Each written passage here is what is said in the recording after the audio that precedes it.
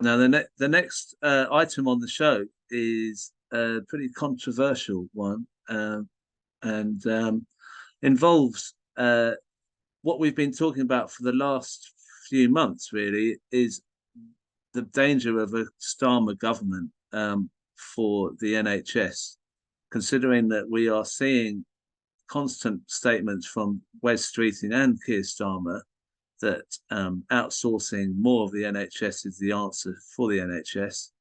And we've been trying to call that out, but it doesn't seem that that's been very popular with other campaigns who are not focusing on Starmer and are looking at the Tories' record. So there's a kind of there's a conflict about who should we focus on, the Tories or Starmer. I mean, the likelihood is, for me, Starmer's, what is it, 50% in the polls or 45%, gone down a bit recently.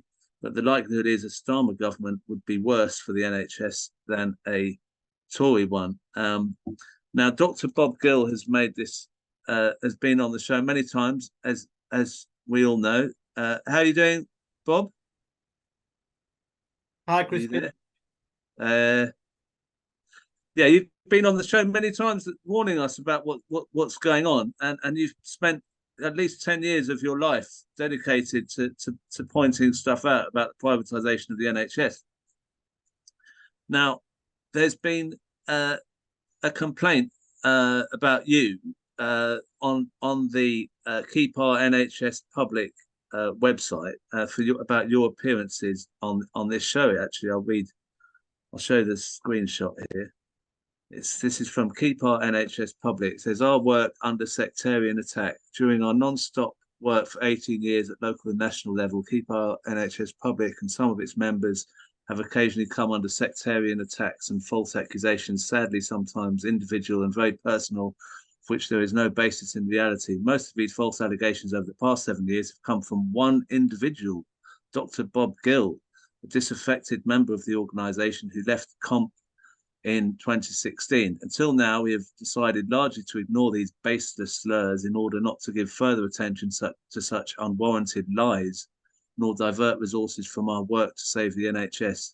However, Dr. Gill has recently been using the platform Not the Andrew Marr Show to extend his attacks, which had been initially targeted at KONP, to include other organisations which are allied with us in NHS campaigning, People's Assembly and the Socialist Health Association, and also We Own It. These attacks so grossly misrepresent our organisation and the others targeted that it no longer feels fair on our members and supporters to fail to counter these allegations. We can no longer sit back in silence when not only is our organisation under attack, but more importantly, the work of hundreds of local campaigners up and down the country is devalued and dismissed as a waste of time. And then we've got this, I don't know, pull quote or some sort of thing. Sectarianism serves to turn people against each other, dividing the movement at a critical time for the future of the NHS. We cannot allow it to have this negative impact. This is why we have decided to address this issue now. There's a lot in what's been said there, Bob. But you know, I know. Can I just make one point before you say anything? I don't believe that you have criticised We Own It at all. I've never heard you criticise We Own It on this show, so that doesn't seem to be a correct analysis. But anyway, what would you like to say in return, in response to that? I mean, it goes into detail about the campaign of KONP and how much they've done. It goes into saying that they criticise Labour every now and then. They've done critical things of Labour, and that they're not beholden to trade unions. That they work with trade unions, but not beholden to them. And also, it said that you make allegations about astroturfing as well. What would you like to say? Yes, thank you, Crispin. So the first thing to say is the lie within that statement, which is the fact that I left in 2016. What actually happened was I was an elected representative for a local campaign group. I put in some motions to attend the KONP annual general meeting. The night before the meeting, I put in a late application to become chair of Keep Our NHS Public, only to find that my membership was withdrawn without any process. I went along to the meeting anyway, and they had put two senior citizens on the door to try and block me from entry into the room. Then I went in anyway, and then they made several announcements that only current members can speak. So by that point, my membership was withdrawn.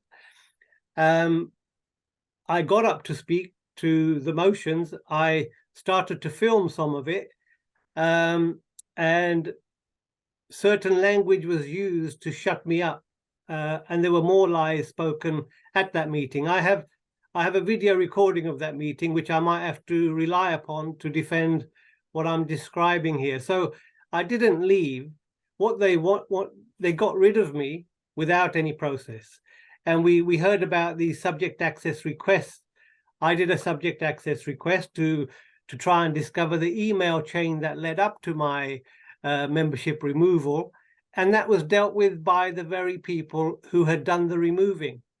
So, they're painting themselves as open and democratic. They're not democratic.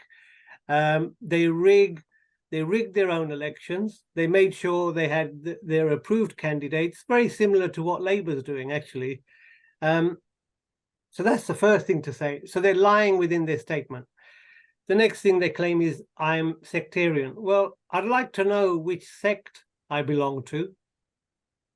I have no membership of any sect that they're trying to put me in. What I am absolutely critical of, and which they don't like, is how the unions and the Labour Party have sold out the NHS and have sold out their members. Now, what Keep Our NHS Public do, they parachute in key personnel. I'll give you one example. Somebody from the Blair cabinet was parachuted into the executive without any discussion. Another key member of the executive had close ties to a group called Labour Finance and Industry, which was the key proponents of adopting private finance initiative, which goes back to the early 2000s, and we know the devastating effect of that financial scam. So if you look at the personnel that have been drafted in, if you look at how they run their own processes, if you look how they object to any challenge, and also if you look at some of the people they offer platforms to. So it's a shoe-in for the unions like GMB. GMB is a union that has signed up to the 2022 Health and Care Act, which privatizes the NHS. They're given a platform. There was one person who is a director of a chain of GP surgeries and is also an independent advisor to a private provider, which was given a platform on Keep Our NHS Public. So, I could go, there's a long litany of things that I could go into. But the most important function I think Keep Our NHS Public serves is, no doubt it is full of some very keen, enthusiastic activists who have managed to achieve quite a lot. So there was a campaign against, people might remember, the International Trade Agreement, TTIP. Now, there were some activists who were very motivated, who saw the threat of TTIP in terms of opening up the NHS to international capital and capital funds for it to be exploited. Those campaigners within Keep Our NHS Public managed to persuade the leadership to adopt a strong position to oppose TTIP. So it has done good work, but the good work has come from the members where they struggle against the leadership. Now, this should not be happening in an organization which is primarily motivated to achieve something. And finally, in terms of being not aligned with any party, well, Keep Our NHS Public came into trouble with the Electoral Commission for supporting the Labour Party in 2019. And I believe they had to pay a fine and they had to change their status to avoid legal liability. So, this is not some angelic organization. They make lots of mistakes. Their messaging is very poor, but it's full of some very good people. And I'm still in contact with a lot of people who spent years within Keep Our NHS Public, as I did, who are very disappointed with the leadership. So I say to people who are in Keep Our NHS Public, keep up your good work, but you need to scrutinize your leaders more. Yeah. And without that scrutiny, you cannot expect them to do the right thing. And finally, on the term AstroTurf, I believe, yeah, that's an inaccurate term. AstroTurf are normally funded directly by the commercial interests. I would align the leadership more to the term controlled opposition, whereby they're there to keep people busy, marching around in circles, achieving some things here and there, but to contain their activity and direct it towards Parliament, which we know is a dead end, and avoiding the other targets, which are the commercial companies who are profiting from the NHS. People like United Health, people like Boots, people like Specsavers, who are the beneficiaries of the outsourcing. Yeah, I don't believe KONP has ever launched an activity against these commercial interests. They need to be more like Palestine Action and less a talking shop. Right. Now, look, there's someone from a former KONP executive member, Francis, is on the call. How are you doing, Francis? I'm fine. What would you like to add anything to what's been said? Well, I've been in KONP since 2006. My background is nurse midwife, and I've been involved all my working life in either setting up trade union groups in different hospitals, including the London, and the very active guys to try and stop the beginning of trusts. In 2006, we formed ourselves because we've been active against the PFI, and that time Wendy Savage was the president, and it was apolitical, and we wrote letters to every MP and every member of the Lords when we were campaigning. We used to go to her house, so it was all done, and there were several elections during that period, and it was all done apolitical, but attacking and demanding the NHS to keep to a public service. And then 2013, Wendy wanted to retire, which is understood. I worked with Wendy, by the way, at the London, and Sue Richards, who we'd never seen before, was brought in by Wendy, and we wanted her to take over, and we said we wanted to see her working within KONP. The next month, and this wasn't a formal executive, it was just a group of KONP members, she was announced by Wendy, and everybody voted for it, that she was the new secretary or leader. From there on, Greenwich KONP, I always called ourselves the Renegades, because we continuously exposed each move to get rid of the public service, public provided and public funded NHS. And this started way back in the 80s when I was at Guy's. They were flying out to John Hopkins every several months, the Guy's team. So that's when it started, and it started happening there with accountants and business managers, etc. So I personally was well understood. And then in I think it could be 2015 or it could be 2014, we decided to formulate and produce and have a voting executive. I stood with several others, and there was a campaign, and Wendy was part of it, saying I wasn't a team leader and I wasn't this and I wasn't that. I did get elected, and the first meeting was going to be held, and it was held without my knowledge, and Bob got elected on that occasion without his knowledge, with Wendy Savage, Sue Richards, at John Lister's house, because he had a spinal operation, but we're not informed at all. I won't give you it because it's a big story, this, right. But the carried on, and then of course we campaigned against the procedures that were going to be removed that were not worth having in the NHS. And in Greenwich, we did so well. Out of 17 procedures, only 14 had to stay. But nationally, there was no campaign by KONP. I think there was a campaign up with called 999 NHS, but we actually stopped it locally. But because of what didn't happen in the rest of the country, we were stuck with the 77 procedures that are now being removed from NHS. So that's one example. And each election, we had hustings. We went to all the business managers everywhere. And when we heard there was a consultation on, we were ahead of them because several of our members on a reference group, which were monitoring and challenging all the new stuff that was coming out. Up came the 2019, the Act, and the primary care, the primary care PCN, so the primary care networks appeared in the official NHS documents, and it said quite clearly that the primary care networks and the ICSs were the building blocks for the PCNs. And it's a big meeting at the national meeting, and we have produced a leaflet with the help of Bob about your GP will never be the same. And there's a big discussion on the PCNs about the finance and this, that, and the other.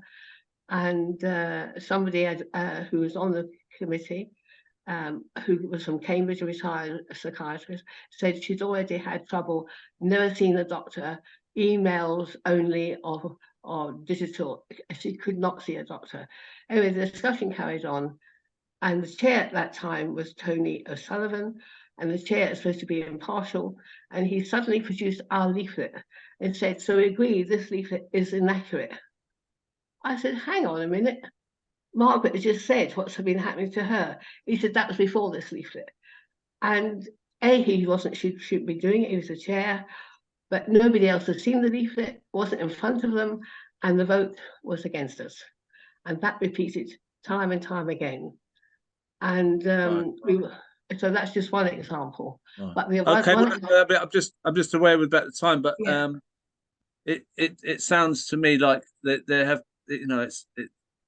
Bob was. There's one important thing. In the 2019 elections, we had a national meeting in Leicester, and I think it was the Angel, and it was agreed that the leaflet that Tom Griffiths, the campaign officer, wanted to produce, was opposed because we said it was attacking the Tories, that we needed one that wasn't attacking anything but pushing for the NHS.